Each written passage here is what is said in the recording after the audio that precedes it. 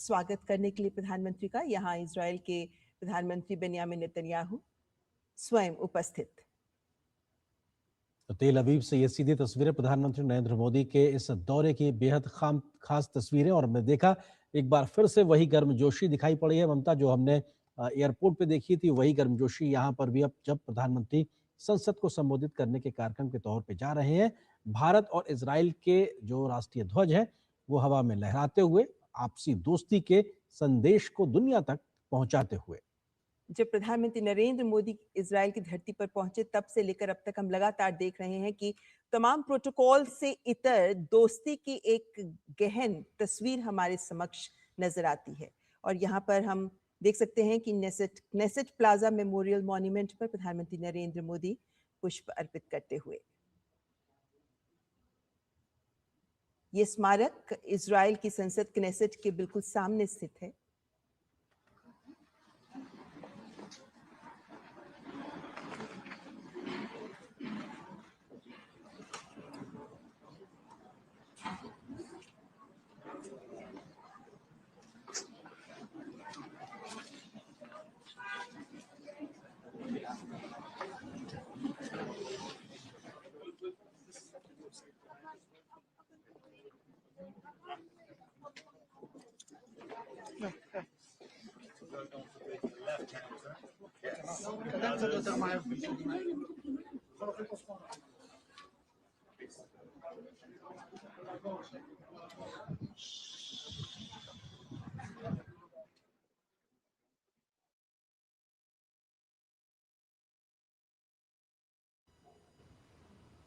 तो ये तस्वीरें आप सीधे इस वक्त तेल अवीव से देख रहे हैं। प्रधानमंत्री नरेंद्र मोदी का इजराइल का दौरा, और हमने देखा प्रधानमंत्री ने आज उनका स्वागत हुआ एयरपोर्ट पर। अब से कुछ देर पहले प्रधानमंत्री का जब यहाँ पहुंचे हैं संसद के संबोधित करने के कार्यक्रम से पहले उन्होंने श्रद्धा सुमन अर्पित किए हैं उन तमाम लोगों को जिन्होंने अपनी कुर्बानियां दी हैं। और ऐसे में अब प्रधानमंत्री के जो संसद को संबोधन है, इजराइल की संसद का संबोधन है, उस पर सबकी निगाहें लगी हुई हैं। और ये बेहद महत्वपूर्ण अपने आप में किसी भी देश, किसी भी राष्ट्र प्रमुख के तौर पर प्रधानमंत्री नरेंद्र मोदी को इजराइल के संसद में संबोधन देना, ये भारतवंशियों के लिए अपने आप में एक गर्व का पल है। ममता, निश्चित तौर से ये अपने आप में एक बड़े सम्मान के तौर पर। और इस वक्त जो हम देख सकते हैं कि भारत और इजराइल के जो झंडा है जो लहरा रहा है, ये दिखाता है कि किस तरीके से दोनों देशों के रिश्ते वक्त की कसौटी पर खरे उतरे हैं। दोनों देशों के रिश्ते प्रधानमंत्री को तत्पर नजर लोगों के लिए एक बेहतर भविष्य हम दे सकते हैं। कौन से ऐसे आयाम हैं जिनमें ये दोनों दोस्त अपनी दोस्ती को प्रगाढ़ करते हुए इस विश्वास को और आगे बढ़ा सकते हैं। ये तमाम दृश्य इसी की बानगी प्रस्तुत करते नजर आ रहे हैं। अब से कुछ ही देर में इस बात का इंतजार रहेगा कि जब भारत के प्रथम ऐसे प्रधानमंत्री जो इजराइल की संसद को संबोधित करने जा रहे हैं, तो कौन सा बड़ा संदेश है जो नेसेट से प्रधानमंत्री विश्व को देंगे। कौन से ऐसे बिंदु हैं जिनके आधार पर दोनों देशों के रिश्तों की दशा दिशा आगे तय हो सकती है। कौन से ऐसे मंच हैं जिन पर दोनों देश अपने सहयोग को और ज्यादा प्रगाढ़ करते नजर आएंगे। प्रधानमंत्री नरेंद्र मोदी के क्नेसेट में इस संबोधन से ये तमाम बिंदु स्पष्ट हो जाएंगे और ये बड़ा संदेश जो विश्व को जाएगा क्नेसेट के मंच से। बिल्कुल ममता, और 2017 से पहले भारत की इजराइल की दोस्ती को लेकर एक जो झिझक थी उसको प्रधानमंत्री मोदी ने ही तोड़ा था। और अपने आप में पहली बार किसी भारतीय प्रधानमंत्री की इजराइल यात्रा के बाद, 2017 की यात्रा के बाद, अब 2026 की लगभग 9 वर्षों के बाद प्रधानमंत्री मोदी की ये दूसरी इजराइल यात्रा, और वही दोस्ती, गर्मजोशी, आपसी संबंधों की गर्माहट साफ तौर से दिखाई पड़ रही है जो 2017 में प्रधानमंत्री मोदी और प्रधानमंत्री नेतन्याहू के बीच नजर आई थी। और भारत इजराइल की दोस्ती अपने आप में एक बड़ा संदेश है दुनिया भर को कि राष्ट्रीयता की भावना के साथ सरकारें किस प्रकार से काम करती हैं, और देश हित में जब काम करती है तो कैसे जमीन पे एक बड़े बदलाव दिखाई पड़ते हैं। और प्रधानमंत्री नरेंद्र मोदी अब इस वक्त पहुंचे हुए हैं। अब से कुछ देर में उनका संबोधन भी इजराइल की संसद में होगा। बिल्कुल, तो यहाँ पे मेमोरियल में प्रधानमंत्री नरेंद्र मोदी अपने विचार इस विजिटर्स बुक में अंकित करते हुए, ये महत्वपूर्ण लम्हा होता है क्योंकि अपने जब एक राष्ट्राध्यक्ष अपने विचार रखते हैं तो अपने विचारों के साथ इस मेमोरियल से प्रधानमंत्री नरेंद्र मोदी श्रद्धा और सम्मान का भी संदेश दे रहे हैं। ये वे स्मारक है जो इजराइल के लिए बहुत महत्व रखता है और यहाँ पहुंचकर प्रधानमंत्री नरेंद्र मोदी ने स्मृति पुस्तिका में अपने विचार अंकित किए हैं। शांति, सह अस्तित्व, करुणा, ये तमाम वे बिंदु हैं जिन पर प्रधानमंत्री नरेंद्र मोदी विश्व को भी संदेश देते रहे हैं। May I request that all remain seated, please, until ये क्षण वो क्षण है जो भारत और इजराइल के गहरे होते संबंधों का भी प्रतीक है। ये वे क्षण हैं और वे दृश्य हैं जहां इतिहास के प्रति संवेदना और भविष्य के प्रति विश्वास झलक रहा है। प्रधानमंत्री नरेंद्र मोदी का यहाँ इस मेमोरियल में आना एक बड़ा संदेश इजराइल के लिए भी है कि आपके अतीत के साथ साथ आपके वर्तमान और आपके भविष्य में भी हम आपके साथ हैं। प्रधानमंत्री नरेंद्र मोदी का अब से कुछ देर में क्नेसेट में संबोधन है। उससे पहले आप देख सकते हैं किस तरीके से दोनों देशों के झंडे लहराते हुए यहाँ बच्चे भी उपस्थित हैं प्रधानमंत्री का स्वागत करते हुए। आपको याद होगा 2008 का जो अपने आप में मुंबई अटैक हुआ था, उसमें बेबी होशे का वो किस्सा जो अपने आप में एक सर्वाइवर था और उसके सकुशल वापसी होना, वापस इजराइल पहुंचना और उसके साथ में आत्मीयता के पल बिताने की तस्वीरें भी हमने देखी। और यहाँ पर भी तमाम बच्चे जो भारत और इजराइल के राष्ट्रीय ध्वजों को अपने हाथ में लेकर प्रधानमंत्री मोदी के स्वागत में यहाँ मौजूद है। ये अपने आप में दिखाता है कि जो नई पीढ़ी भी है, जो नई पौध भी है, वो भी दोनों देशों के आपसी संबंधों और दोस्ती को समझ रही है अभी से। और शायद आज जब वो इनके मन और दिमाग पे ये तस्वीरें रहेंगी तो भविष्य में भी इस दोस्ती को नया आयाम देने की ऊर्जा उन तक पहुंचेगी। तो अपने आप में बेहद महत्वपूर्ण प्रधानमंत्री के इस दौरे में छोटे छोटे बच्चे तमाम दोनों देशों के झंडों को लेकर मौजूद प्रधानमंत्री के स्वागत और इस्तकबाल के लिए। तो प्रधानमंत्री नरेंद्र मोदी इस वक्त तेल अवीव में जहां वे मेमोरियल में पहुंचे, जहां पे उन्होंने श्रद्धा सुमन अर्पित किए, जहां उन्होंने विजिटर्स बुक में अपने विचार भी अंकित किए, जिसके बाद बच्चों ने उनका झंडों के साथ, दोनों देशों के झंडों के साथ स्वागत किया। वो ये भी दिखाता है कि किस तरीके से दोनों देशों के बीच के रिश्तों को चाहे बड़ा, चाहे बच्चा, चाहे बूढ़ा, हर कोई वहां महसूस कर रहा है।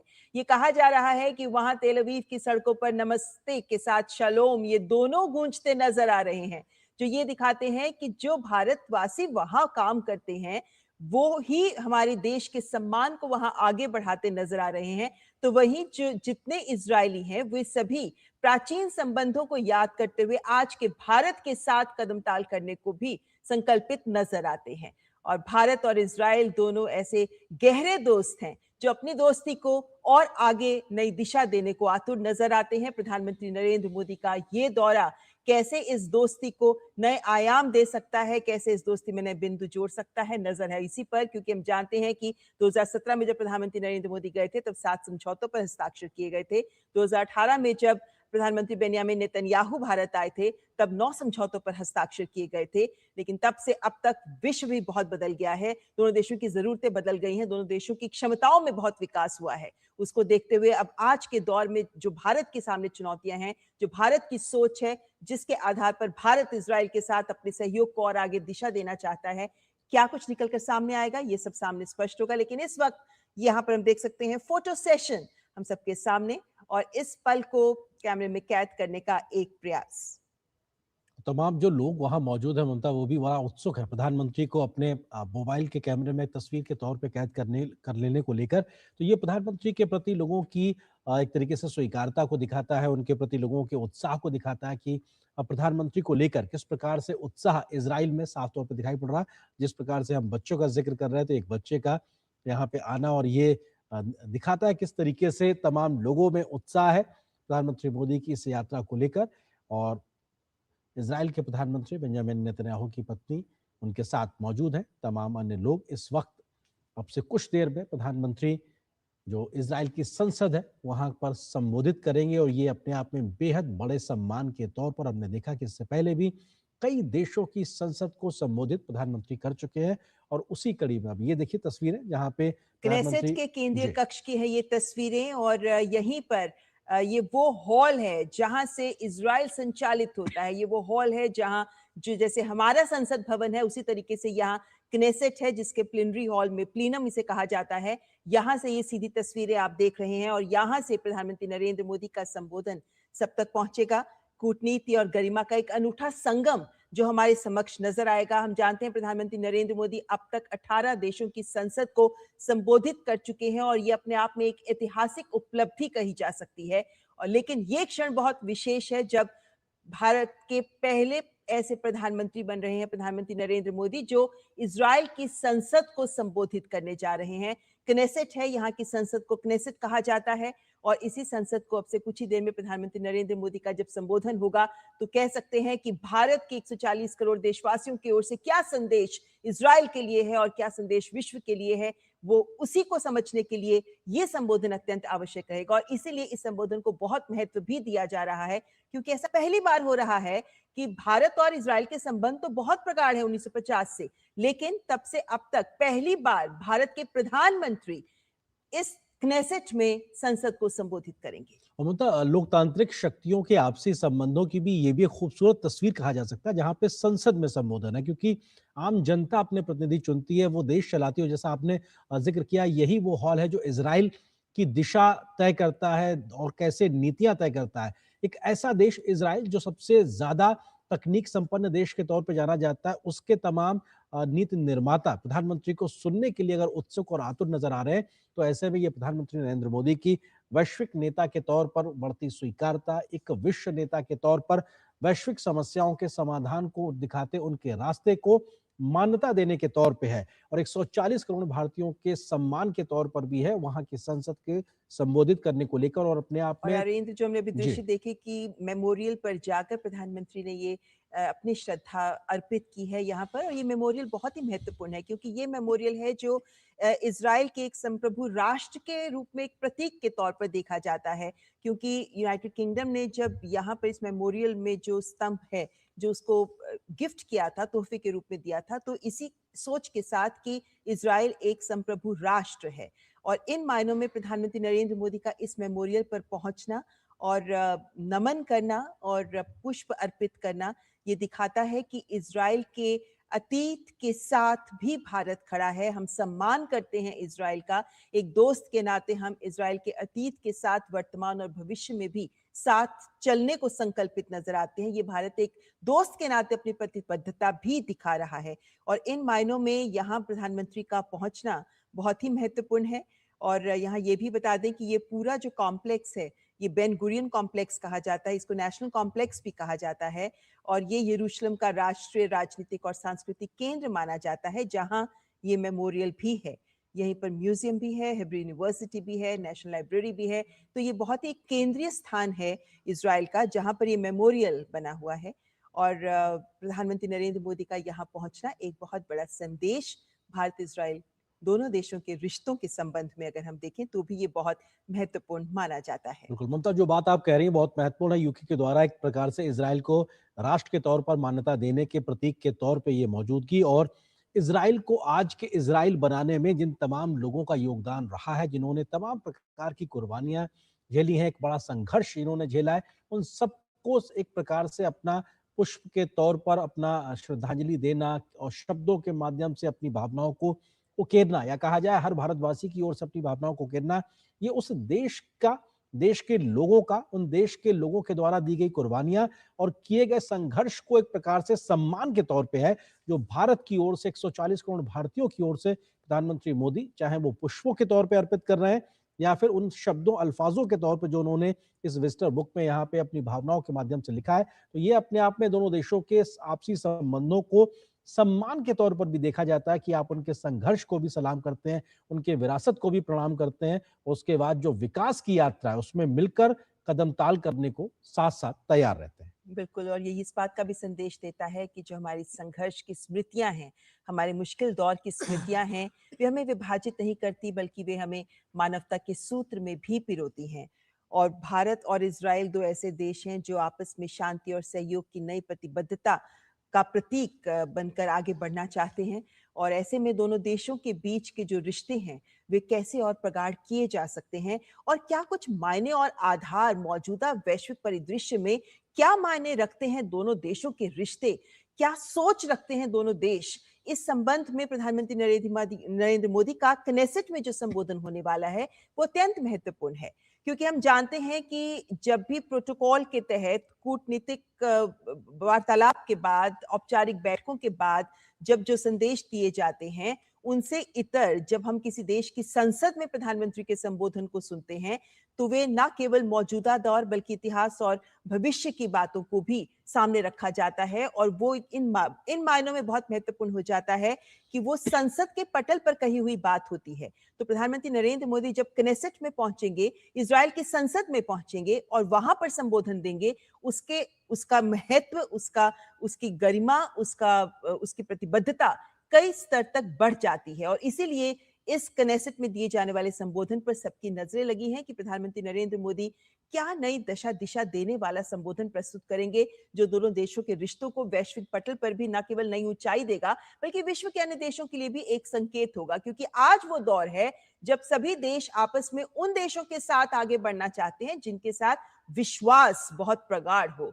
आज जब रक्षा सुरक्षा की बात होती है तो ये विश्वास बहुत महत्व रखता है और इसी वजह से भारत और इजराइल के रिश्ते आज के इस दौर में और ज्यादा महत्वपूर्ण समझे जा रहे हैं, क्योंकि दोनों देशों के बीच का विश्वास पर आधारित रिश्ता है ये जो वक्त की कसौटी पर भी खरा उतरा है। तो आज हम अपने देश की सुरक्षा के लिए इजराइल की ओर देखते हैं और हम ये उम्मीद करते हैं कि आयरन डोम में बनाने में हमें भी मदद मिलेगी। इजराइल जब आगे बढ़कर हमें मदद करता है, चाहे वो इंटेलिजेंस की सूचनाएं ही क्यों ना साझा करनी हो, चाहे वो साइबर सिक्योरिटी का क्षेत्र क्यों ना हो या फिर वो ड्रोन या तमाम अन्य चुनौतियां रक्षा क्षेत्र से जुड़ी हुई क्यों ना हो, जब इजराइल हमें मदद कर रहा होता है या हम इजराइल के साथ सहयोग करना चाहते हैं और अन्य समझौतों पर हस्ताक्षर कर आगे बढ़ना चाहते हैं, तो यही विश्वास उसके केंद्र में होता है। और आर्येंद्र, मेरे को लगता है ये विश्वास बहुत कम रह गया है देशों के बीच में और इसी वजह से इजराइल और भारत की दोस्ती एक अनूठा दृश्य प्रस्तुत करती है। बिल्कुल, जो देशों के बीच के आपसी दोस्ती संदेश और संपर्क की आप बात कर रहे हैं, यहाँ पे दो नेताओं के बीच की दोस्ती को भी अगर देखा जाए तो वो भी बेहद महत्वपूर्ण है। प्रधानमंत्री मोदी और प्रधानमंत्री नेतन्याहू के बीच की जो दोस्ती है, पर्सनल केमिस्ट्री है, वो भी साफ तौर पे दिखाई पड़ रही है। 2017 की प्रधानमंत्री की वो पहली यात्रा याद कीजिए, उस वक्त भी एयरपोर्ट पर प्रधानमंत्री नेतन्याहू पीएम मोदी को रिसीव करने पहुंचे थे और आज भी हमने वही तस्वीरें देखी हैं। आज भी सपत्नीक प्रधानमंत्री मोदी को नेतन्याहू साहब रिसीव करने के लिए पहुंचे और अभी भी लगातार उनके साथ उनकी मौजूदगी ये दिखाती है कि भारत को, प्रधानमंत्री मोदी को भारतीय लोगों के प्रति जो इजराइल की सोच है वो किस प्रकार से है। और हम जिक्र भी कर रहे थे अपने मेहमानों के साथ में, तो उन तमाम बातों में जिक्र आया कि एक हिस्टोरिकल जो रिलेशन रहा है उसमें दोनों देशों के बीच में आपसी विश्वास जिसका जिक्र ममता आप कर रही हैं वो सबसे बड़ा एक आधार रहा है। द्विपक्षीय व्यापार बढ़ाने की बात हो, अब हम एफटीए पे बात करते नजर आ रहे हैं। रक्षा सुरक्षा में हम तेज गति से आगे बढ़ते नजर आ रहे हैं। आतंकवाद जैसी जो वैश्विक चुनौती है उस पर हम एक साझी समझ रखते हैं। पहलगांव जैसी घटना के बाद में इजराइल ने सबसे पहले चिंता व्यक्त करने वाले और भारत के साथ खड़े होने वाले देशों के तौर पे रहा है। इजराइल पे जब आतंकी हमला हुआ उस वक्त भारत ने भी लगातार इस प्रकार के कृत्य की निंदा की है। तो अपने आप में दो ऐसे देश, दो ऐसे नेता, दो ऐसे तमाम लोगों के बीच की समझ जो वैश्विक चुनौतियों पे साझा समझ रखते हैं, मिलकर विकास की यात्रा में काम करने को लेकर तत्पर नजर आ रहे हैं और मौजूदा प्रधानमंत्री की यात्रा यही बड़ा एक आधार तैयार करेगी, जो कि 9 साल के बाद प्रधानमंत्री मोदी की ये दूसरी यात्रा किस तरीके से अनफोल्ड होगी, क्या बड़ी बातें निकल के आएंगी। और जिस बात का जिक्र ममता आप कर रही थी कि इजराइल की संसद से प्रधानमंत्री क्या संदेश देंगे जो सिर्फ दो देशों की आवाम के लिए नहीं होगा बल्कि क्षेत्रीय और वैश्विक नजरिए से भी देखा जाए तो वो एक बहुत बड़ा संदेश और संकेत होगा जो वैश्विक चुनौतियों के समाधान का रास्ता दिखाता हुआ भी नजर आएगा। जी, प्रधानमंत्री नरेंद्र मोदी के इस दौरे के दौरान हमने देखा जब प्रधानमंत्री नरेंद्र मोदी तेल अवीव पहुंचे हैं तब से लेकर अब तक लगातार हम देख रहे हैं कि इजराइल के प्रधानमंत्री नेतन्याहू निरंतर उनके साथ भी हैं, लेकिन ये भी दिखाता है कि हम अमूमन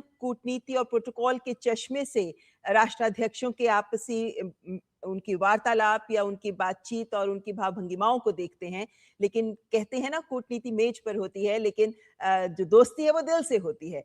तो प्रधानमंत्री नरेंद्र मोदी और प्रधानमंत्री नेतन्याहू के बीच की ये दोस्ती जो दिल की दोस्ती है, ये उम्मीद की जा रही है कि यही आगे कूटनीतिक संबंधों को और प्रगाढ़ भी करेगी और उनमें कुछ नए आयाम भी जोड़ती नजर आएगी। और ये दृश्य वाकई बहुत गर्मजोशी वाले दृश्य लगते हैं जहाँ बच्चे भी आगे बढ़कर प्रधानमंत्री का स्वागत कर रहे हैं। ये छोटे-छोटे आयोजन होते हैं लेकिन जब भी इस तरीके के औपचारिक दौरे होते हैं तो उनमें ये बहुत एक परिभाषित कर रहे होते हैं कि किस तरीके से दूसरे देश के राष्ट्राध्यक्ष जो आए हैं उनका सम्मान किस गहराई से किया जा सकता है। ये तमाम वे कार्यक्रम हैं जिस तरीके से बच्चे हंसकर प्रधानमंत्री के साथ मिल रहे हैं, उनके झंडे लहराते हुए प्रधानमंत्री का स्वागत कर रहे हैं। ये भी दिखाता है कि इजराइल इस बात का कितना सम्मान कर रहा है ताकि इन आयोजनों के माध्यम से भारतीयों का भी सम्मान हो सके। तो ये तमाम वो दृश्य हैं जो ये दिखाते हैं कि कूटनीति से पहले या औपचारिक संबोधन से पहले जिस तरीके की हम कह सकते हैं कि ईज ऑफ कंफर्ट जो दिख रहा है हमको राष्ट्राध्यक्षों के बीच में, वो बहुत कुछ पहले ही बयां कर देता है, ममता क्योंकि भाषा यहीं से वो संकेत जाता है जब अगले स्तर तक जाकर बातचीत होगी और सहयोग तक पहुंचेगी और फिर उसको जमीन पर उतारा जाएगा, लेकिन आधार यहीं से शुरू होता है। देखिए, भाषा भी कोई दुविधा या बाधा नहीं बन रही है, अपना दोनों बिल्कुल। नेताओं के बीच में एक सहज संवाद है और भाषा का एक बड़ा अंतर होता है। बावजूद उसके जब पर्सनल केमिस्ट्री बेहतर हो, एक आपसी समझ बेहतर हो और आप एक दूसरे को समझते हैं आपके नीतियों को लेकर, तो भाषा बहुत बड़ी बाधा नहीं रह जाती और यहाँ पर भी दोनों नेताओं के बीच की ये बातचीत उसी नजरिए से यहाँ पर देखी जा सकती है। और ममता, आपने जिक्र किया कि प्रधानमंत्री नरेंद्र मोदी अब तक 18 देशों की संसद को संबोधित कर चुके हैं और ये 19वां संबोधन होगा किसी देश की संसद को संबोधित करने को लेकर। ये भी अपने आप में एक बिरले सम्मान के तौर पर है प्रधानमंत्री मोदी के वैश्विक नेता के तौर पर। उनकी स्वीकारता, उनकी नीतियों को लेकर दुनिया भर में जो एक स्वीकारता है उसको लेकर कहा जा सकता है। और निश्चित तौर से भारत, जिसकी जनसंख्या दुनिया की सबसे बड़ी पॉपुलेशन है, 140 करोड़ आबादी के साथ में किस तरह से हर एक व्यक्ति के लिए नीतियां बनाना, सोशियो इकोनॉमिक पॉलिसीज के साथ में आगे बढ़ना, तकनीक के माध्यम से ट्रांसपेरेंट व्यवस्थाओं को जमीन पे लाना और उसके साथ दुनिया की तीसरी सबसे बड़ी अर्थव्यवस्था की बनने की ओर अग्रसर होना, जाहिर सी बात है ये आसान काम नहीं। और शायद इतने ही मुश्किल काम को किस तरह से पीएम मोदी लगातार कर रहे हैं, इसको दुनिया समझना चाहती है। तमाम देश बड़े हो सकते हैं लेकिन उनकी आबादी अक्सर बहुत छोटी होती है। कम आबादी के साथ में बेहतर योजनाओं को लागू करना शायद आसान होता है, लेकिन इतनी बड़ी आबादी के साथ में, और हमने देखा महामारी के समय भी कितनी बड़ी चुनौतियों का सामना भारत ने किया है पीएम मोदी के नेतृत्व में। और शायद इसीलिए पीएम मोदी की तमाम ऐसी योजनाएं आज दुनिया की सबसे बड़ी योजनाओं में स्केल के तौर पर भी देखी जाती हैं और स्पीड के तौर पर भी गिनी जाती हैं, जो जमीन पे सबसे ज्यादा तेजी से काम करती नजर आती है। आज भारत अपनी क्षमताओं के साथ में, लगातार बढ़ती क्षमताओं के साथ में वैश्विक पटल पे अपनी मौजूदगी दिखा रहा है। हाल ही में हमने एआई इम्पैक्ट समिट में भी देखा कि तकनीक के क्षेत्र में भी इंडस्ट्री 5.0 को लेकर जो तेजी से काम हो रहा है दुनिया भर में, भारत उसमें as a leader global south की मुखर आवाज के तौर पे आगे बढ़ रहा है। और शायद इसीलिए भारत की जो वसुधैव कुटुंबकम की भावना है, सर्वजन हिताय सर्वजन सुखाय की जो सोच है, उस दिशा में जो काम हो रहा है, दुनिया आज उसके साथ खड़े होकर आगे बढ़ने को लेकर तत्पर नजर आती है। पीएम मोदी की यही सोच, यही जो नीतियां हैं, भारत की जो सोच है, भारत का जो विचार है, उसको आगे बढ़ाते हुए नजर आते हैं। और निश्चित तौर से आज के संदेश जो वो अभी से कुछ देर में देंगे संसद में, इजराइल की संसद में, उसमें भी इन तमाम बातों का जिक्र होगा। ममता, बिल्कुल, और एक दोस्त के नाते इजराइल और भारत दोनों विकास के स्तर पर भी लगातार साथ मिलकर आगे बढ़ते नजर आ रहे हैं।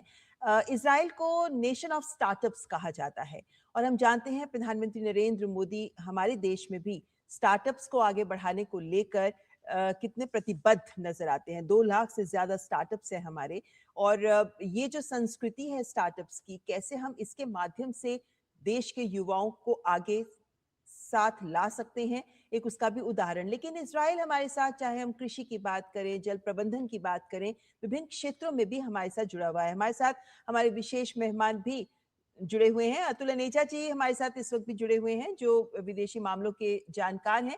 अतुल जी, ये जो दृश्य हम देख रहे हैं, सबसे पहले आपकी पहली प्रतिक्रिया लेना चाहेंगे दृश्यों को लेकर, क्योंकि कहते हैं ना, प्रोटोकॉल अपनी जगह है, दोस्ती भी अपनी जगह है। तो ऐसे में इन तस्वीरों को आप कैसे परिभाषित करेंगे? देखिए, ये जिस तरह से इजराइल जो सम्मान दे रहा है प्रधानमंत्री को और भारत को, सिंबॉलिक आएंगे सीधे दृश्य क्नेसेट से।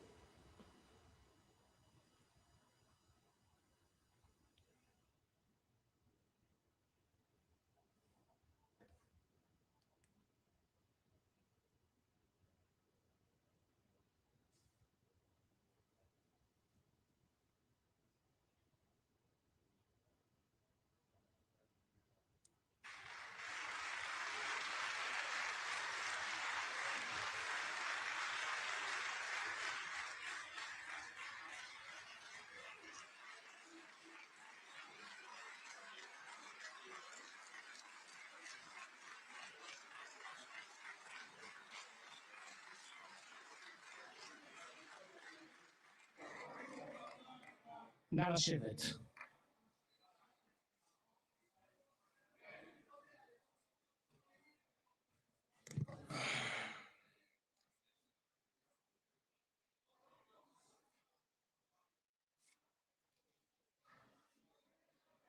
חברות וחברי הכנסת, אני מתכבד לפתוח את הישיבה המיוחדת של הכנסת לכבוד ראש ממשלת הודו, מר נרנדרה מודי.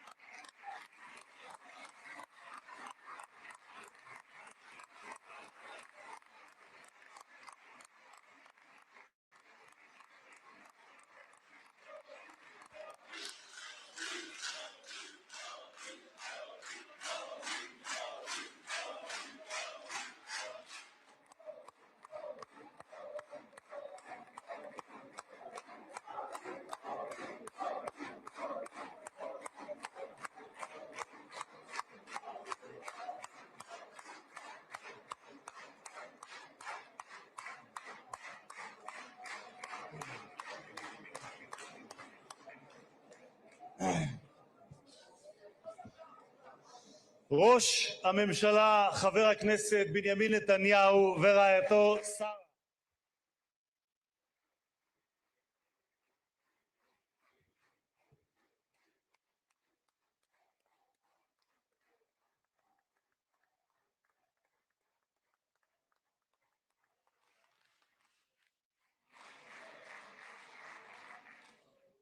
שרות ושרים, חברות וחברי הכנסת בעבר ובהווה, מהקואליציה ומהאופוזיציה, External Affairs Minister Dr. S.J.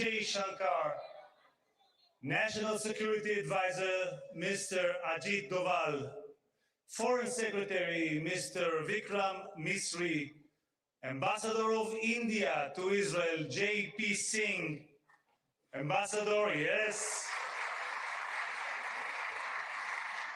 Ambassador of Israel to India, Reuven Azar.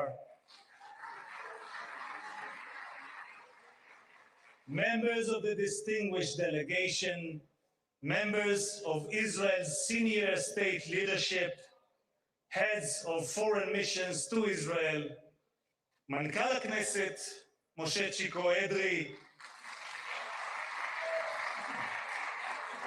מזכיר הכנסת דן מרזוק, היועצת המשפטית לכנסת, עורכת הדין שגית אפיק, חברי הנהלת הכנסת, אורחים נכבדים מקהילות יוצאי הודו בישראל, distinguished guests, it is our profound honor to welcome the leader of the world's largest democracy and a leader that defining statesman of our time, the Prime Minister of the Republic of India, His Excellency Narendra Modi. Namaste.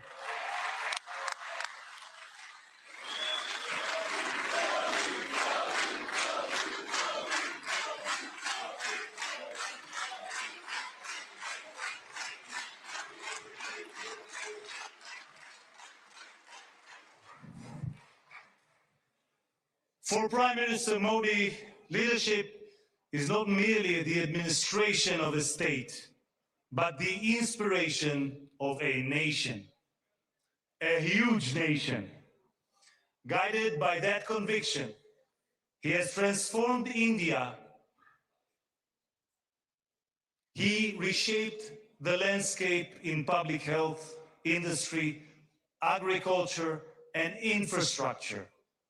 He ignited a digital revolution and drove historic advances in economic improvement and inclusion. He made India the fastest growing major economy on earth, lifting hundreds of millions of lives. In doing so, he gave new meaning to the words Jai Hind, long live India.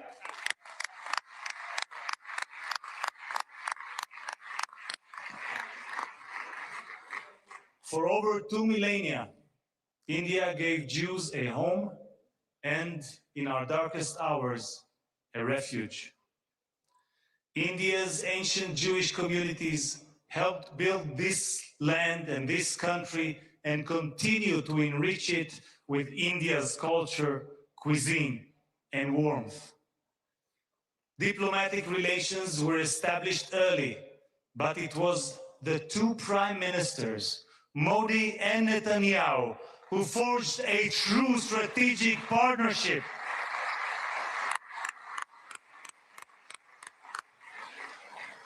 In 2017, our guest made history as the first Prime Minister of India to visit Israel. I was honored at Prime Minister Netanyahu's invitation to meet him as a Knesset freshman.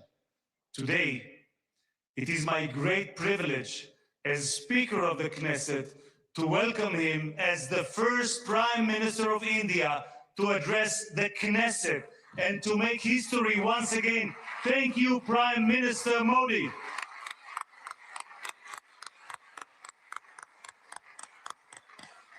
Between these milestones, cooperation has deepened across every field, most notably in security and technology. As you, Prime Minister, said, technology yields its greatest benefit when shared. In that spirit, our nations are invaluable assets to one another. כשנבחרתי לתפקיד יושב ראש הכנסת, הונחו לפני הצעות לבחירת יעדים לביקור המדיני הראשון. כשביקשתי לדעת באילו מדינות לא ביקר מעולם יושב ראש כנסת, הופתעתי לגלות כי הודו היא אחת מהן. הבחירה על כן הייתה קלה, והקמתי משלחת לביקור המדיני בהשתתפות חברי הכנסת עמית הלוי מהקואליציה ומיכאל ביטון מהאופוזיציה, מובילי קבוצת הידידות בכנסת. With my dear friend and esteemed counterpart, Om Birla, Speaker of the Lok Sabha, we signed the first ever MOU between our parliaments. Over the course of my visit, I encountered a great civilization, a thriving democracy, and a people of remarkable dignity and resolve. החברות בין שתי האומות שלנו עמדה במבחן המאבק המשותף שלנו בטרור. לאחר טבח ה-7 באוקטובר, ראש הממשלה מודי היה מהמנהיגים הראשונים שגינו את זוועות החמאס ועמדו באחווה לצידם של אזרחי ישראל. ממש כפי שאנחנו עמדנו לצידה של הודו בשעותיה הקשות, לאחר פיגוע הטרור במומבאי ב-2008 ובפהלגם בשנה שעברה. שני העמים שלנו נאלצים להילחם בטרור, ושניהם, בעזרת השם, ימשיכו לנצח. Next week, the Jewish holiday of Purim and the Indian holiday of Holi will coincide. Colors will fill the air as both our nations celebrate light's triumph over darkness. Both our peoples will proclaim the same timeless truth: hope always prevails. Prime Minister, you are, as King David was, both statesman and poet. In your poem, Ash, Hope, you describe it as a flame that bursts forth to sear the darkness with its might.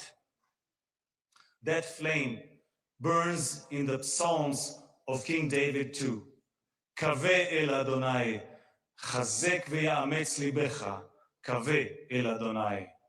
Hope in the Lord, be strong and let your heart take courage. Hope in the Lord. Our national anthem is called Hatikva, the hope. Mr. Prime Minister, you have called the India-Israel relationship a partnership of hope. From Hatikva to Asha, hope is the hallmark of our bond. Since last night, Prime Minister, the Knesset building has been illuminated in the colors of India.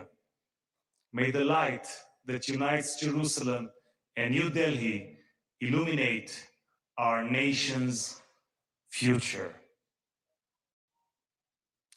Mr. Prime Minister, A Jerusalem main apka swagate.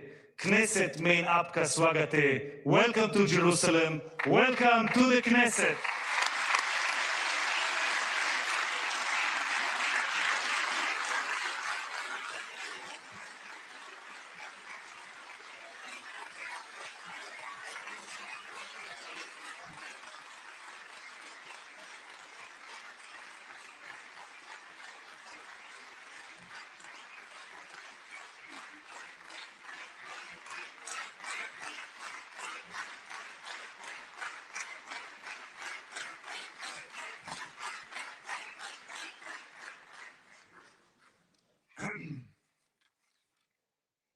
חברות וחברי הכנסת, אני מתכבד כעת להזמין את ראש הממשלה, חבר הכנסת בנימין נתניהו, לשאת דברים. בבקשה, אדוני ראש הממשלה.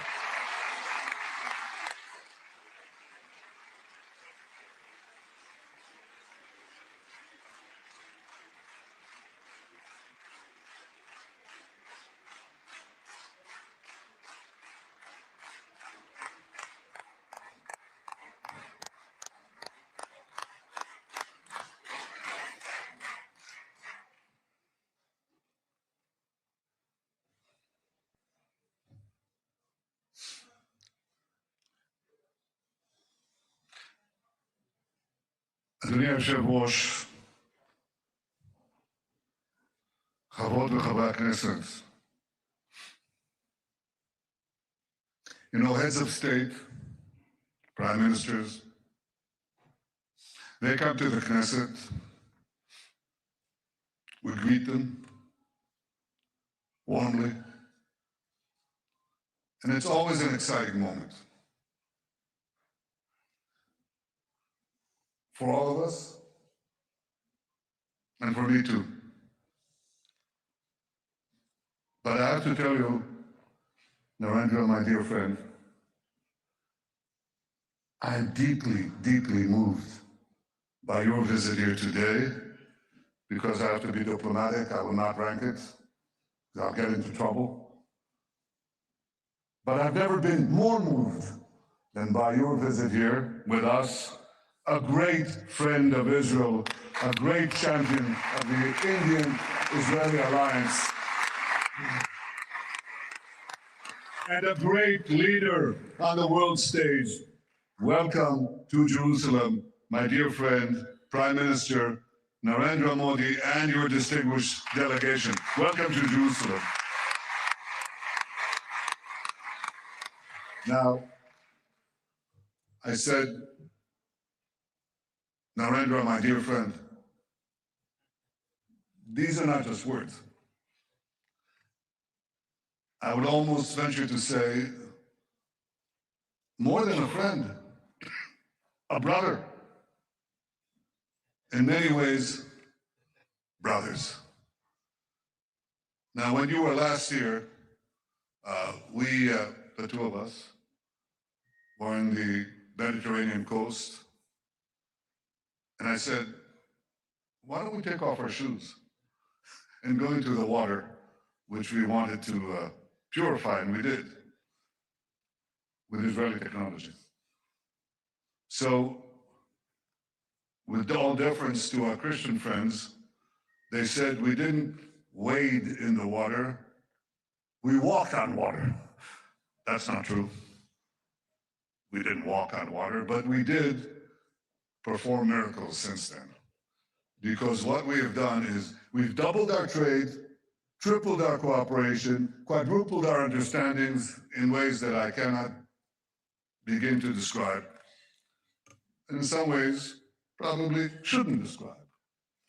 But it's been a wondrous friendship, both personally, between the two of us, and between our two countries and our two peoples. You know, earlier today, my wife Sarah and I greeted you in the airport, and just as you came down the steps, we embraced each other. Because Prime Minister Modi's personal embrace is something special. It's called the Modi hug. It's well known around the world. And when you hug someone closely, truly, you know it's not an act, it's a real thing. It's called the Modi hug. So I want to return the hug here too from every single one of the Knesset members. And it's not only an indication of the personal relations, of the personal friendship between us, but it really reflects the warmth of the tie between our two peoples. Now, India, as you know, India is a gigantic power of almost 1.5 billion people. Israel is somewhat smaller, somewhat. But Israel is gigantic too. It's a gigantic power, gigantic in spirit, gigantic in deed, capable of performing miracles. And I want to say that the alliance between us is an enormous multiplier of our individual powers, enormous multiplier. It's a multiplier of the spirit and a multiplier of deeds and capabilities. We are two ancient civilizations going back thousands of years. And if you look at where human civilization developed on the planet, it developed in a few places. And chief among them, the Indus Valley and the Jordan Valley.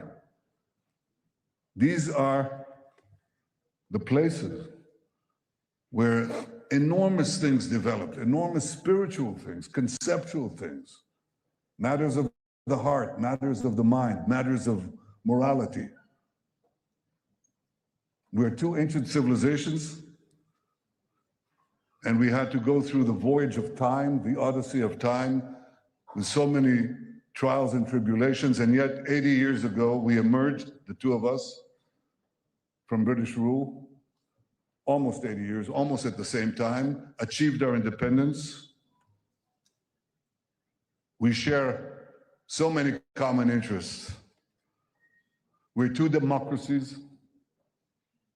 You're a gigantic democracy, but Israel is also, think about what we had to do, what we had to go through, and how we maintained our democracy against challenges that I believe few countries, if any, have faced.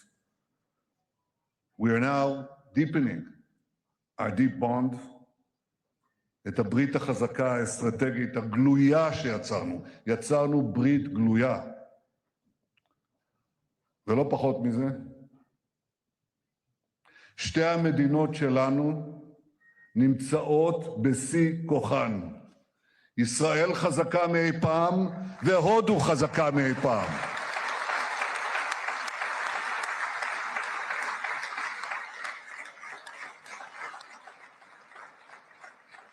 אמרתי עכשיו לראש ממשלת הודו, שישבנו אצלך במשרד, אדוני יושב ראש, אמרתי, אני עוקב, באופן אישי, אני עוקב אחרי כל הידיעות שמגיעות מהודו. הודו עכשיו מדורגת ממספר כזה וכזה בעולם, גבוה גבוה. הודו עכשיו השיגה יעד נוסף, גבוה גבוה. הודו עשתה כך והודו עשתה כך. אני אומר, קודם כל, נרנדרה עשה. ויחד איתו העם ההודי, ואני כל כך מרוצה, אני רק אומר, עוד ועוד ועוד. כי ב-12 השנים תחת מנהיגותך אתה יזמת רפורמות, אתה השקעת בתשתיות, אתה עשית בתעסוקה, בבריאות, בחקלאות, ברווחה, באיכות החיים, באנרגיה, בטכנולוגיה, בחדשנות.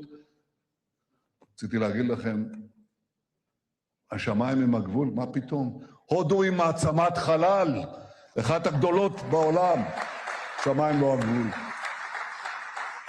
כלומר, האתגרים אף פעם לא נגמרים, אבל הודו, בהנהגתך, ידידי, ביססה את מעמדה כאריה אסייתי שמסתער על היעד. עוד צמיחה, עוד קדמה, עוד שגשוג, עוד שגשוג. ואני רוצה לומר לך, חברי נרנדרה, יש עוד סיבה להערכה עמוקה שאתה זוכה לה פה בבית הזה, ומהציבור בישראל. כי מיד לאחרי הטבח הנורא ב7 באוקטובר, מיד אחרי ההתקפה הרצחנית הזאת, אתה התייצבת בצורה כל כך ברורה, כל כך מוסרית, כל כך חדה, התייצבת לצד ישראל. You didn't flinch, you didn't waver, you didn't give excuses. You stood next to Israel, you stood by Israel, you stood for Israel, you stood for the truth. Thank you, my friend.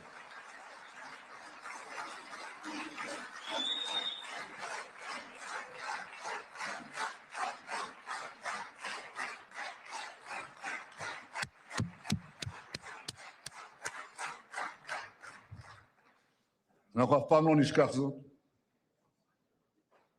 אנחנו יודעים מול מה אנחנו התייצבנו.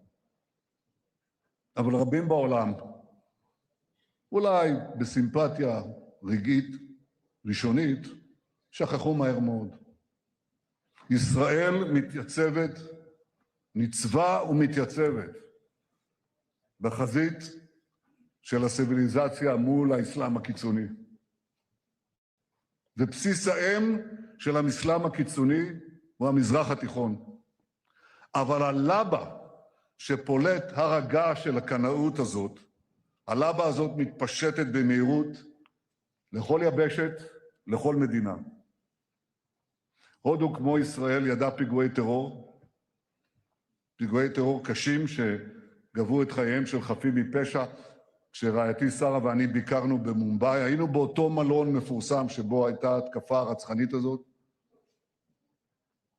ומשם הלכנו כמה מטרים למרכז חב"ד, ששם טרוריסטים מתועבים רצחו את הזוג, שני הורים צעירים של הילד מוישי. ומי הציל את מוישי? מי שהצילה את מוישי הייתה האומנת ההודית שלו. גם את זה לא נשכח אף פעם.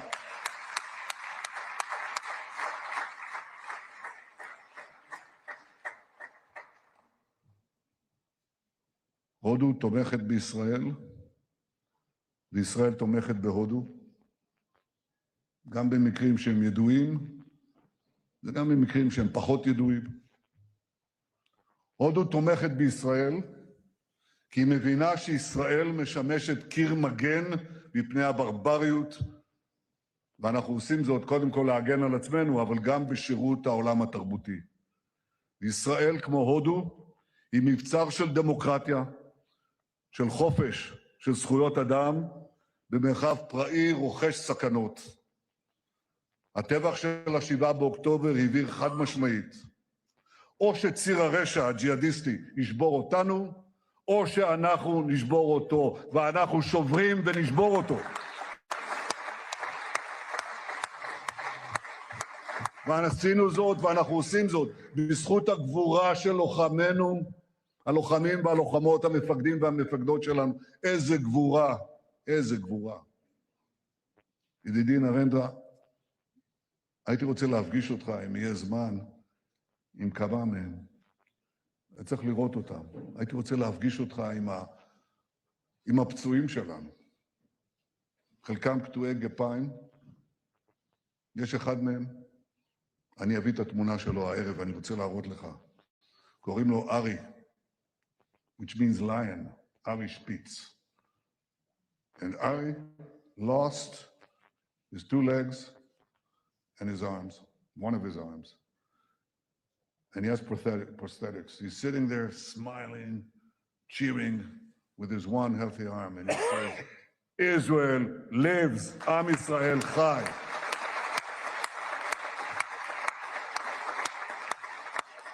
בזכות הגבורה של לוחמינו, בזכות ההחלטות המושכלות והאמיצות שקיבלה ממשלת ישראל שפרוסה פה לפניך, בזכות העמידה האיתנה של אזרחינו, בזכות כל אלה, הכינו את אויבינו שוק על ירך ב7 חזיתות של מלחמת התקומה.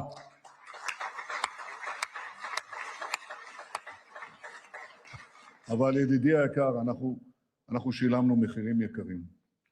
ואני רוצה לספר לך שגם לוחמים ולוחמות ממשפחות יוצאות הודו נפלו בקרבות.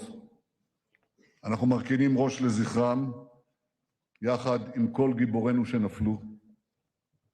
מלחמת המגן שלנו היא מלחמה צודקת מאין כמוה, אבל זו לא רק מלחמה בשדה הקרב. זו מלחמה על האמת, זו מלחמה על עתיד האנושות. ואני חייב להגיד שאנחנו רואים שבקרב על עתיד האנושות, גם הפעם האנטישמיות מרימה ראש.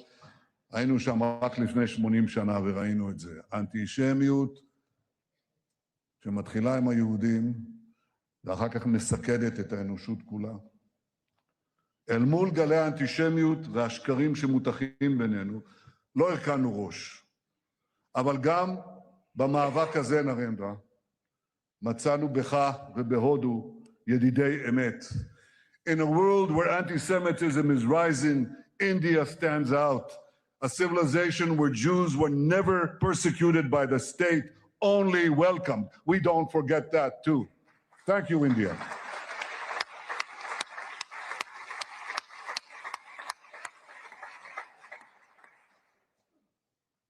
נרנדרה, ידידי ראש ממשלת הודו, מול האסלאם הקיצוני שמאיים על האנושות כולה ועל המדינות החופשיות, נבנה יחד ברית ברזל. ברית של מדינות שדוגלות במתינות, בקדמה, בכבוד האדם, בכבוד הדדי. ברית של מדינות שמקדשות את החיים ושמוכנות להילחם נגד אלה שסוגדות למוות ורוצות להחזיר אותנו אל הברבריות האפלה של ימי הביניים. בשבוע הבא אנחנו נחגוג את חג הפורים, והעם היהודי יקרא את מגילת אסתר מתוך התנ"ך. הודו מוזכרת שם, כפי שאמרת יושב ראש, בתיאור ממלכת פרס ומדי הקדומה, שכדברי המגילה הסתרה מהודו עד כוש. קהילות יהודיות התקיימו במשך הדורות בהודו.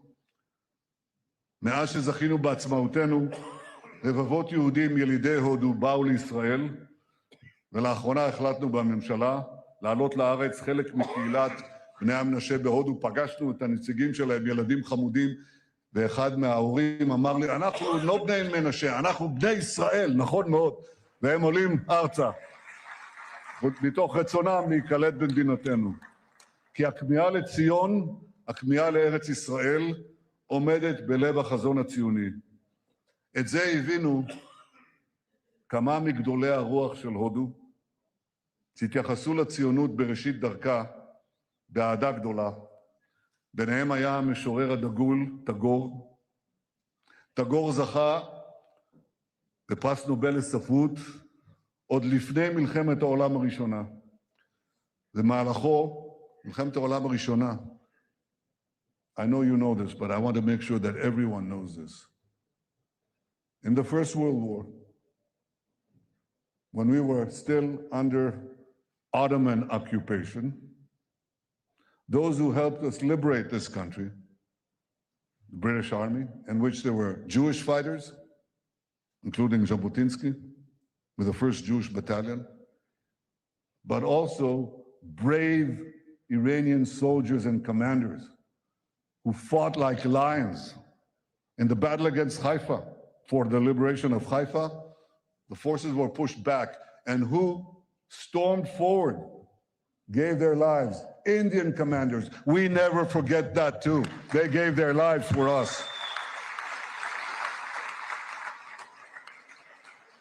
Tagore spoke so positively about our national movement, and his writings were translated into Hebrew.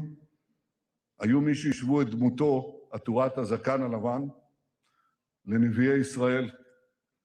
מילים שיצאו מהודו דיברו אלינו, וכך גם מספרים שיצאו מהודו.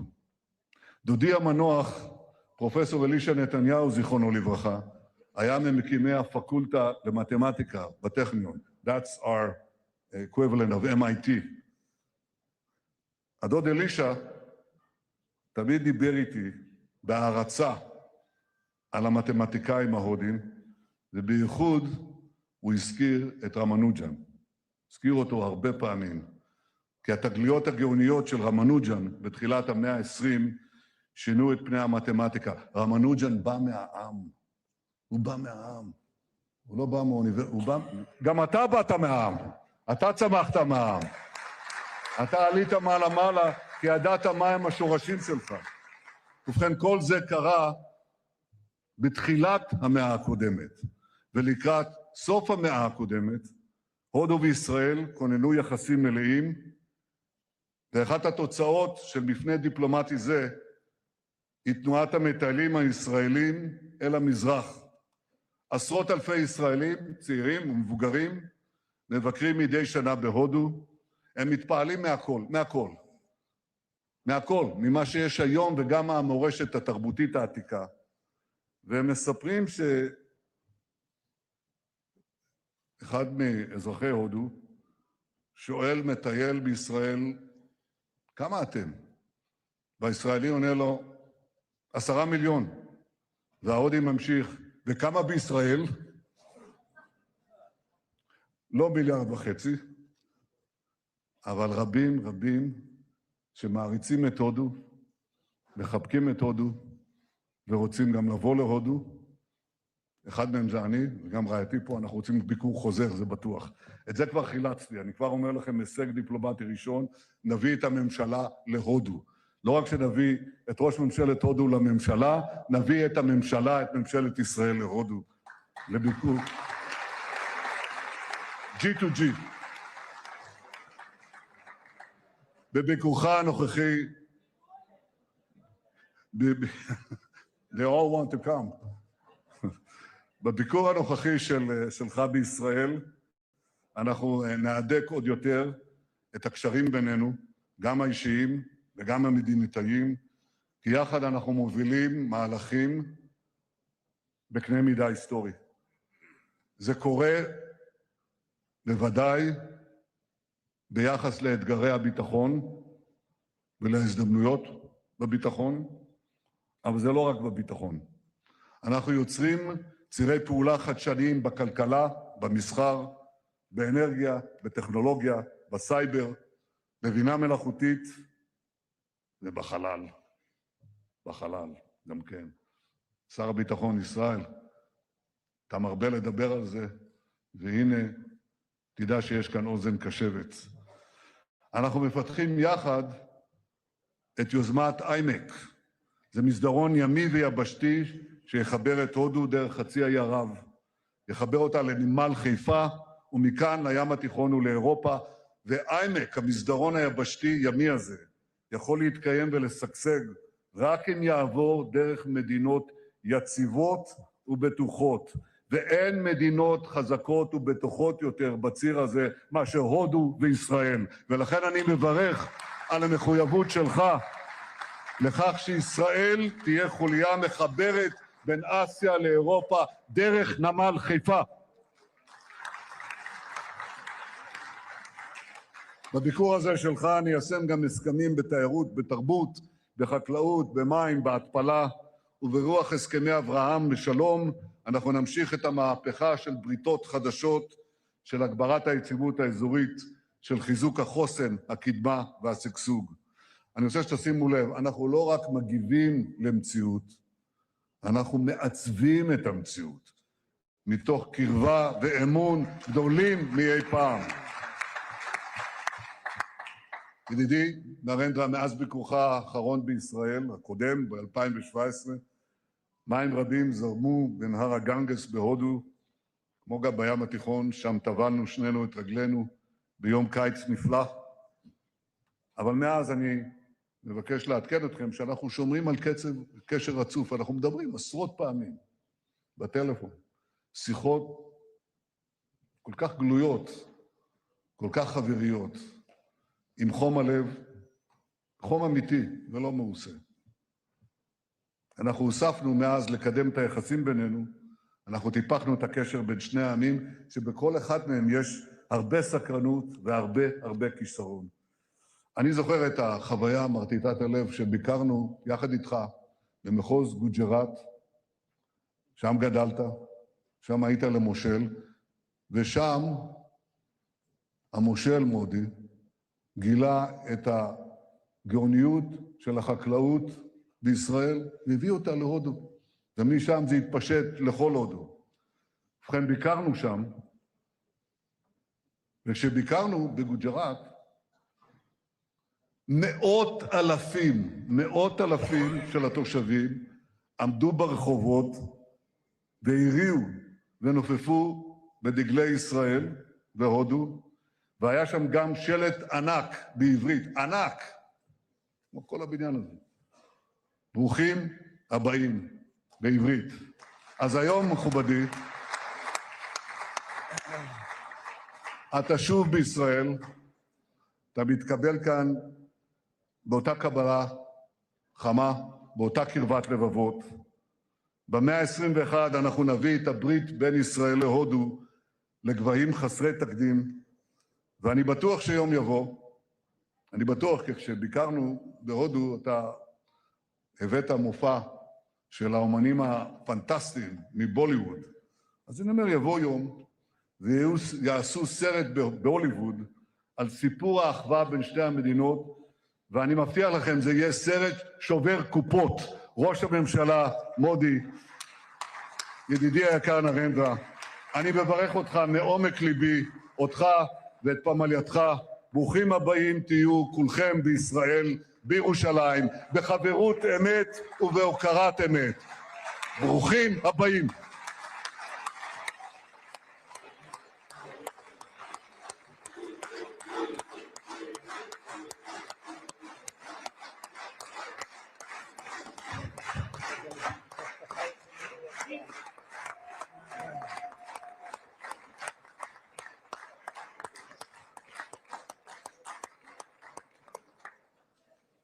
תודה לראש הממשלה, ואני מזמין כעת את ראש האופוזיציה, חבר הכנסת יאיר לפיד, לשאת דברים, בבקשה.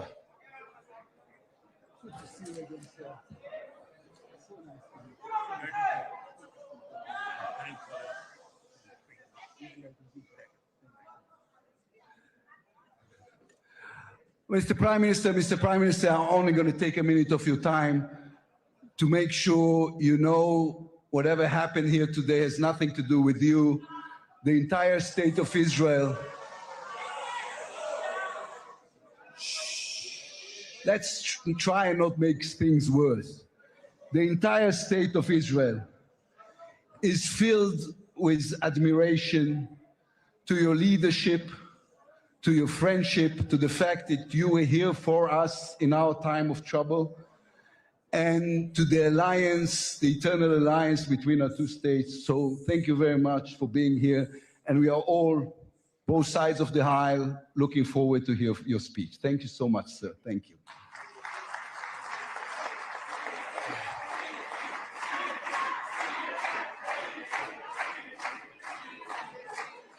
אני מתכבד, חברות וחברי הכנסת, אני מתכבד כעת להזמין את ראש ממשלת הודו, מר נרנדרה מודי, לשאת דברים. בבקשה.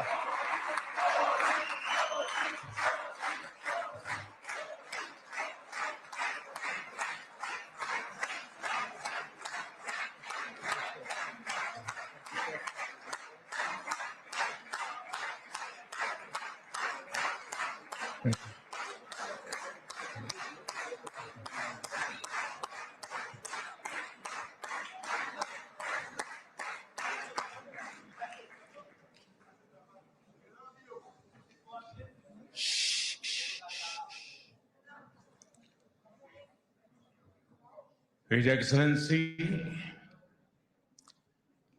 Prime Minister Benjamin Netanyahu, His Excellency Mr. Amir Ohana, Speaker of the Knesset, His Excellency Mr. Yair Lapid, Leader of the Opposition, Honorable members of the Knesset, my dear sisters and brothers, Shalom.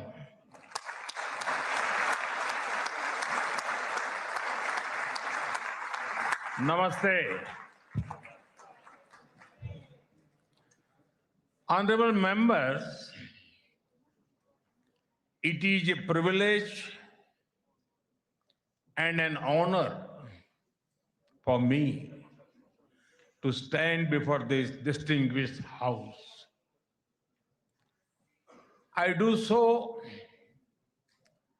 as the Prime Minister of India and also as a representative of one ancient civilization addressing another. I bring with me the greetings of 1.4 billion Indians and a message of friendship, respect, and partnership. I thank you, Mr. Speaker, for your kind invitation and for your wonderful gesture of lighting up the Knesset in Indian colors. Your visit to India 3 years ago was the first by a Speaker of the Knesset. And thanks to you, I'm the first Prime Minister of India to address this August gathering.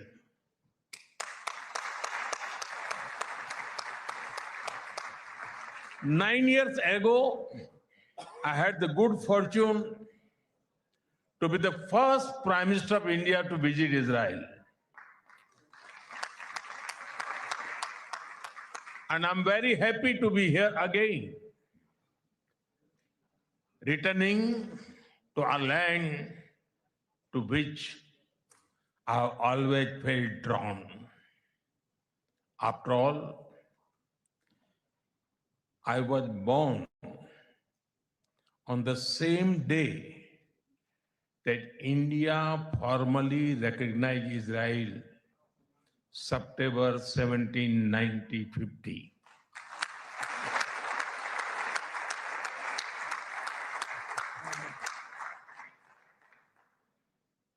Honorable members, I also carry with me the deepest condolences of the people of India for every life lost and for every family whose world was shattered in the barbaric terrorist attack by Hamas on October 7. We feel your pain. We share your grief. India stands with Israel firmly, with full conviction in this moment and beyond.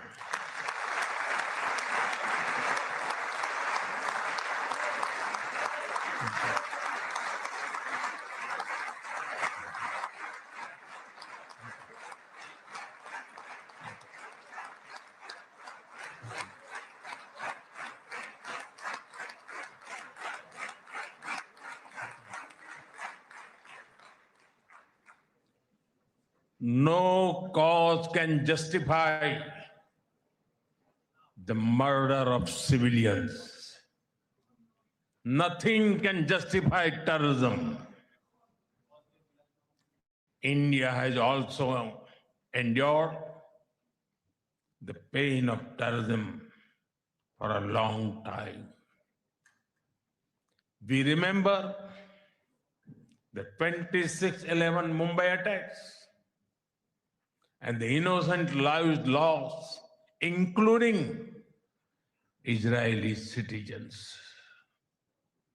Like you, we have consistent an uncompromising policy of zero tolerance for terrorism with no double standards. Terrorism aims to destabilize societies, to block development, and to erode trust. Countering terrorism requires sustained and coordinated global action because terror anywhere threatens peace everywhere. That is why India supports all efforts that contribute to durable peace and regional stability. Some years ago, when you concluded the Abraham Accords, we applauded your courage and vision. It was a moment of new hope for a long troubled region. Since then, the situation has changed significantly. The path is even more challenging. Yet, it is important to sustain that hope. The Gaza Peace Initiative that was endorsed by the UN Security Council offers a pathway. India has expressed its firm support for the initiative. We believe that it holds the promise of a just and durable peace for all the people of the region, including by addressing the Palestine issue. Let all our efforts be guided by wisdom, courage, and humanity. The road to peace is not always easy, but India joins you and the world for dialogue, peace, and stability in this region. Honorable members, in India, there is a great admiration for Israel's resolve, courage, and achievements. Long before we related to each other as modern states, we were linked by ties that go back more than 2,000 years. The book of Esther refers to India as Hodu. The Talmud records trade with India in ancient times. Jewish merchants traveled across sea routes that connected the Mediterranean with the Indian Ocean. They came seeking opportunity and dignity. And in India, they became one of us.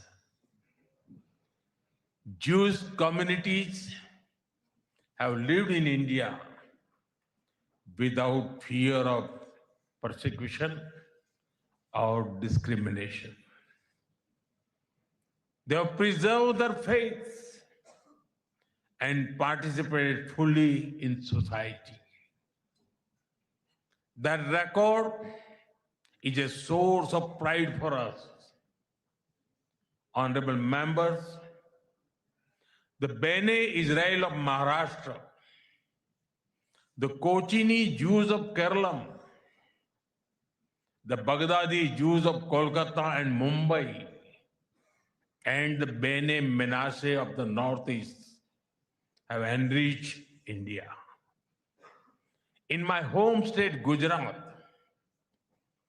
there is a school set up by a Bene Israeli family, Mr. and Mrs. Best. It is an excellent school, and of course, it is called the Best School.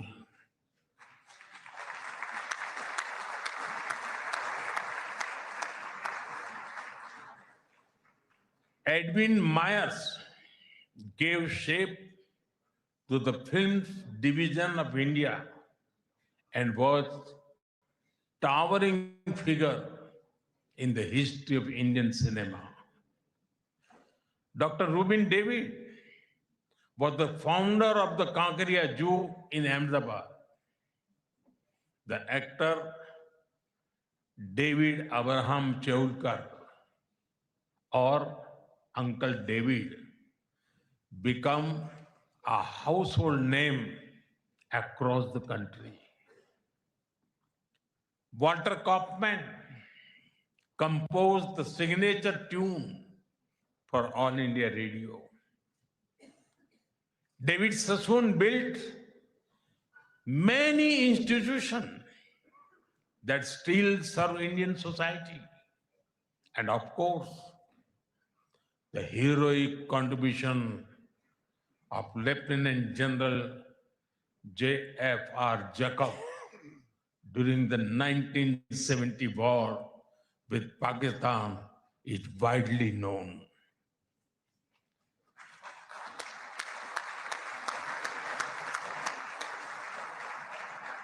I had the honor of working closely with him after his retirement.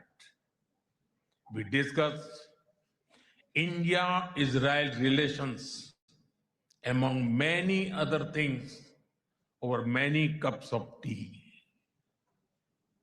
There have been countless others whose contributions are woven into India's rich fabric of life. Honorable members,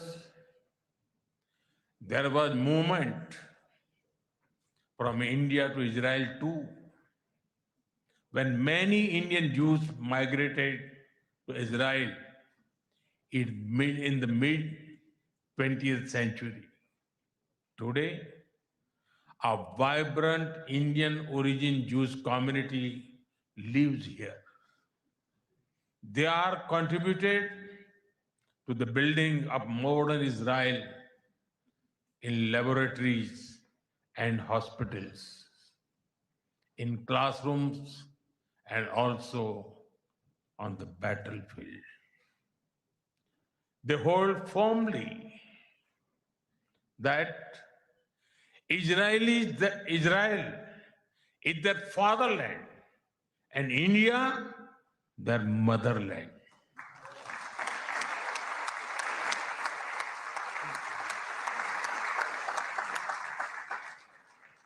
We are proud of them. Honorable members, India's connection to this land is also written in blood and sacrifice. During the First World War, more than 4,000 Indian soldiers laid down their lives in this region. The cavalry charge at Haifa in September 1918 remains a significant chapter in military history.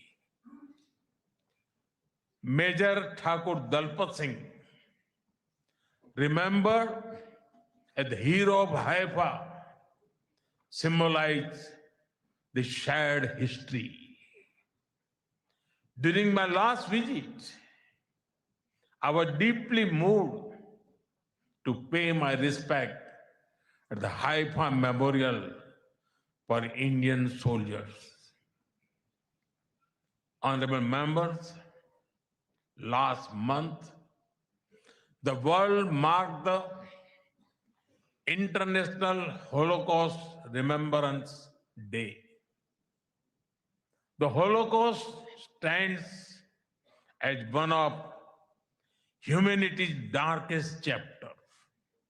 Yet, even in those turbulent years, some acts of humanity stood out.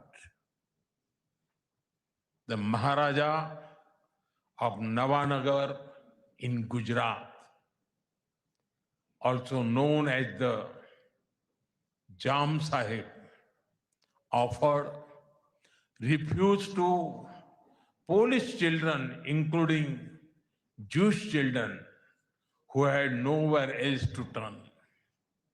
I am told that a statue of Jam Sahib was unveiled in Moshav Nevatim recently.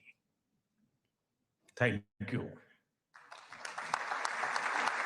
Thank you for this honor and remembrance. Honorable members, after India's independence, many Indian leaders felt a kinship with the people of Israel. India's parliamentary debates of the 1950s are witness to their admiration for Israel's effort to develop agriculture in the desert.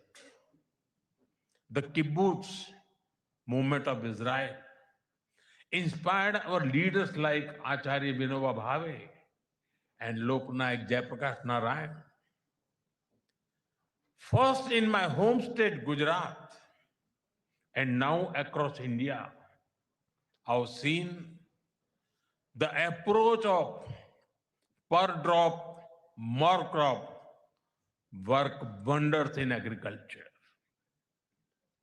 My own first visit to Israel was in 2006 as the Chief Minister of Gujarat.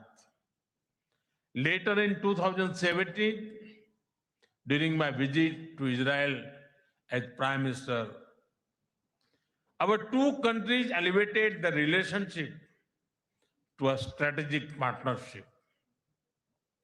Since then, our engagement has expanded in scale and scope, and we are committed to further consolidate this relationship across many sectors.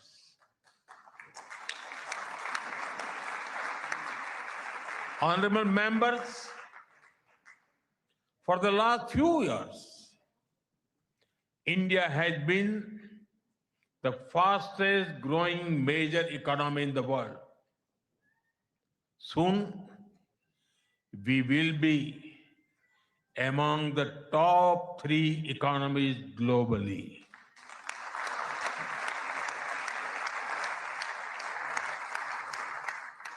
At the same time, Israel is a powerhouse of innovation and technological leadership.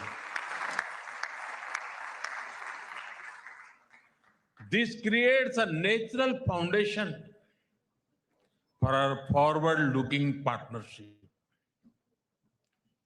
We are committed to expanding trade, strengthening investment flows, and promoting joint infrastructure development. The bilateral investment treaty signed last year will provide confidence and predictability to our businesses. In the last few years, India has concluded a number of important trade agreements with other nations. To your west, the European Union and the UK. To your east, the UAE and Oman. Our bilateral goods trade has grown significantly in recent years, but it does not reflect the full scope of opportunity. That is why our teams are working hard to negotiate an ambitious free trade agreement. It will unlock the vast untapped potential in our trade relationship. We will also work closely in different formats, such as India, Middle East, Europe Economic Corridor, and the I2U2 framework between India, Israel, UAE, and the US. Defense and security is another important pillar of our partnership. In November last year, we signed an MOU on defense cooperation. In today's uncertain world, a strong defense partnership between trusted partners like India and Israel is of vital importance. Honorable members, Israel is often called the startup nation. In recent years, we have also been working to unlock the innovation and creativity of our youth. I recall that in 2018, Prime Minister Netanyahu and I inaugurated the I Create Technology Business Incubator in India. Since then, it has supported nearly 900 such startups. Last week, we hosted the world's largest and the most democratized AI Impact Summit with representatives from over 100 countries. Our aspirational spirit aligns naturally with Israel's innovation ecosystem. I see a lot of synergies in areas such as quantum technologies, semiconductors, and artificial intelligence. We are also working with Israel on creating cross-border financial linkages using our digital public infrastructure. Honorable members, I mentioned how inspiring we found Israel's agricultural miracle in desert. Israeli expertise in precision irrigation and water management has already transformed agricultural practices in India. Together, we have established 43 centers of excellence across India that have provided training to more than 500,000 farmers. We should now set an ambitious goal to expanding to 100 centers to benefit millions of farmers and fishermen. Honorable members, at the heart of the India-Israel partnership are the ties between our peoples. When I first visited Israel in 2006, there were a handful of yoga centers in Israel. Today, yoga seems to be practiced in almost every neighborhood. I am told that interest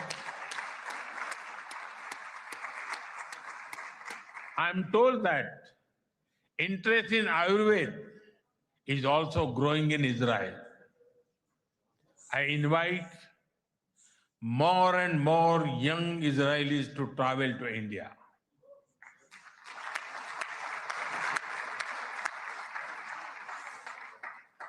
They will witness the dynamism of our society and experience what holistic wellness can do for the body and the mind. I'm happy to inform this August House that the Indian Parliament has set up a parliamentary friendship group for Israel.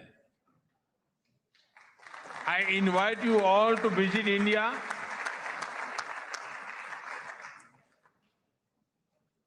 and look forward to having more exchanges between our members of parliament.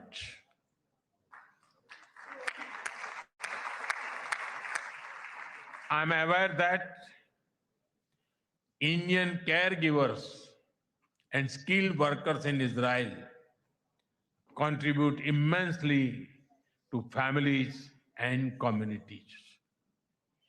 They have displayed remarkable courage and dedication in times of crisis, including on October 7. We are proud of them.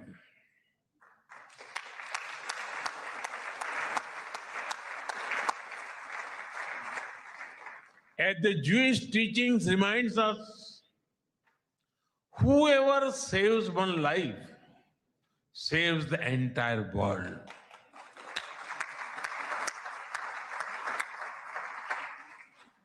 Their service reflects the strength of the human bonds behind our cooperation. We will continue to facilitate the movement of workers and professionals across sectors that benefit both of our nations. Honorable members, we are both ancient civilizations, and it is perhaps no surprise that our civilizational traditions also reveal philosophical parallels. In Israel, the principle of tikkun olam speaks of healing the world. In India, Vasudhaiv Kutumbakam affirms that the world is one family. Both ideas extend responsibility beyond immediate boundaries. They ask societies to act with compassion and moral courage. Judaism emphasizes halakha, guiding everyday conduct through law and practice. Hindu philosophy speaks of dharma, the moral order that shapes duty and right action. In both traditions, ethical life is lived through action and faith is expressed through conduct. There is an enduring similarity in our festivals as well. You celebrate Hanukkah with the warm glow of candles. Around the same time, we celebrate Diwali, the festival of lights, with the gentle radiance of lamps. Soon, India will celebrate the festival of Holi, filled with happiness and color. And around the same time, Israel will also celebrate Purim with enthusiasm and joy.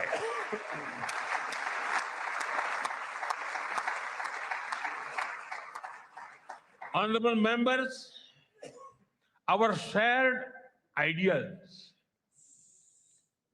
are the deep foundations that give strength to our modern partnership. We are democracies shaped by history and focus on the future.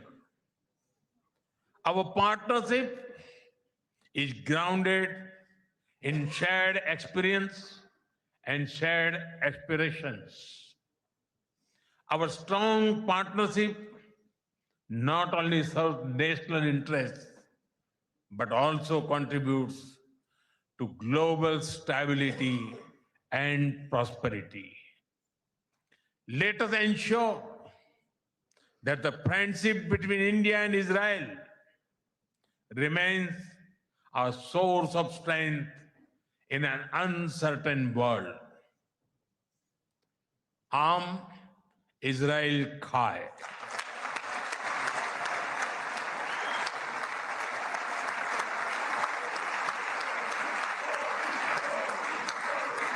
Jai Hind. Thank you.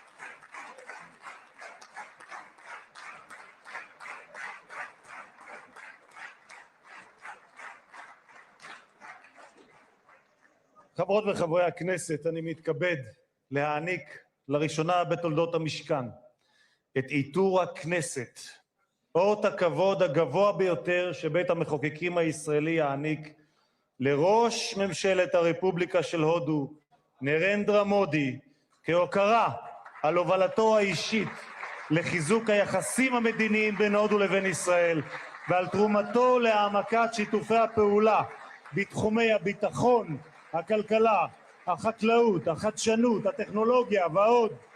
מנהיגותו, כפי שיכולתם להתרשם כולכם, מבטאת ידידות אמיצה ומחויבות לשותפות ארוכת טווח, המבוססת על ערכים משותפים ואינטרסים משותפים בין שתי המדינות.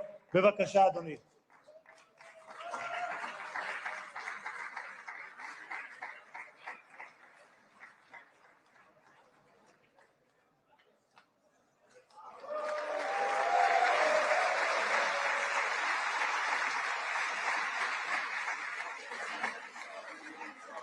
Always be remembered.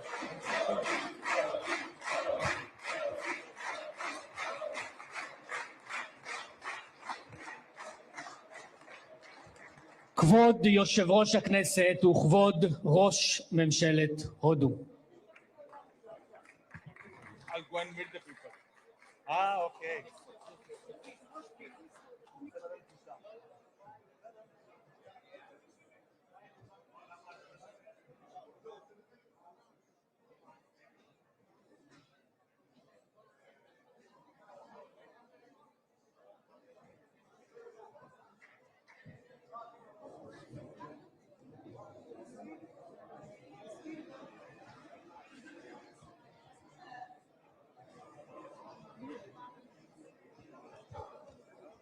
קהל נכבד, אנא יישארו במקומותיכם עד ליציאת הפמליה ממשכן הכנסת. מליאת הכנסת תצא להפסקה קצרה ואנו נודיע על חידוש הישיבה.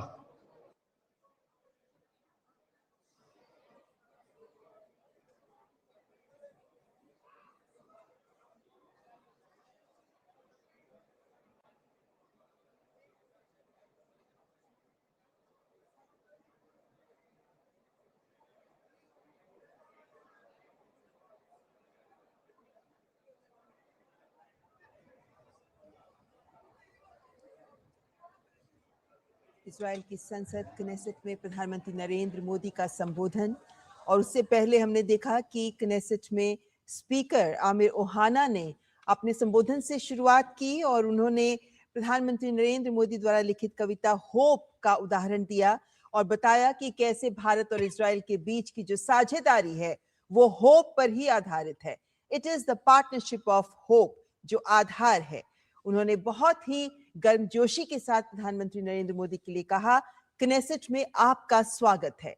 और उसके बाद प्रधानमंत्री, Israel के प्रधानमंत्री Benjamin Netanyahu ने बहुत ही भावपूर्ण शब्दों के साथ अपने संबोधन का आरंभ किया और गर्मजोशी के साथ ही बहुत ही दोस्ताना शब्दों के साथ उन्होंने प्रधानमंत्री नरेंद्र मोदी का स्वागत किया और उन्होंने नरेंद्र माय फ्रेंड कह के उन्हें संबोधित किया और कहा कि वे दोस्त से आगे बढ़कर भाई की तरह हैं।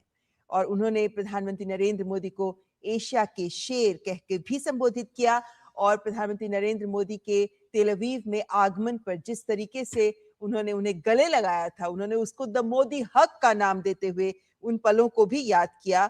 और जिस तरीके से भारत सदैव इजराइल के साथ हर मुश्किल में खड़ा रहा है, उसको देखते हुए उन्होंने थैंक यू माय फ्रेंड कह के अपने संबोधन को समाप्त किया। और प्रधानमंत्री नरेंद्र मोदी ने भी शलोम कहकर अपने संबोधन की शुरुआत की। संपूर्ण भारतवासियों, समस्त भारतवासियों की ओर से उन्होंने इजराइल के सम्मान को स्वीकार किया और बताया कि अपने अनुभवों को साझा करते हुए उन्होंने प्रधानमंत्री ने इस बात को भी सामने रखा कि किस तरीके से भारत में बहुत सारे ऐसे यहूदी हैं जो भारत में भारत के निर्माण में अपना सहयोग दे रहे हैं।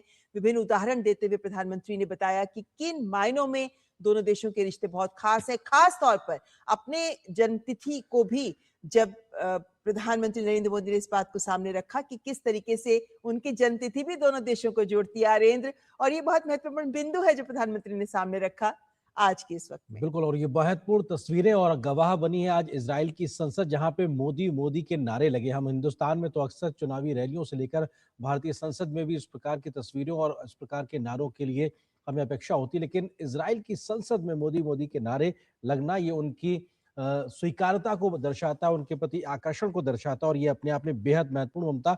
और ये तस्वीरें अपने आप में निश्चित तौर से ये गवाही देती हैं कि तमाम जो सांसद हैं इजराइल के, वो इस वक्त प्रधानमंत्री के साथ एक तस्वीर लेने को उत्सुक नजर आ रहे हैं। उनके भाषण के बाद में भारत और इजराइल की दोस्ती का जो एक बड़ा आधार उन्होंने तैयार किया, तमाम बातों का जिक्र किया, भविष्य का रोड मैप नरेंद्र, दिया। यहाँ पे हम सबको जरूर बताना चाहेंगे कि इजराइल की संसद कनेसेट ने प्रधानमंत्री नरेंद्र मोदी को स्पीकर ऑफ द कनेसेट के मेडल से सम्मानित किया है। हमने देखा प्रधानमंत्री नरेंद्र मोदी को मेडल पहनाया गया था जो speaker of the Knesset medal है।